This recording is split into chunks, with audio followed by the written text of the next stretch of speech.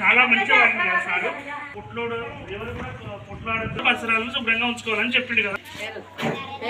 ముఖ్యమంత్రి గారి పేరు, మన సీఎం గారి పేరు లక్ష్మి. చెప్పునన్నా మీ ఇల్లును అదేవిధంగా పరిసరాలను శుభ్రంగా ఉంచుకోవాలని కోరుకుంటూ స్వచ్ఛతనం గురించి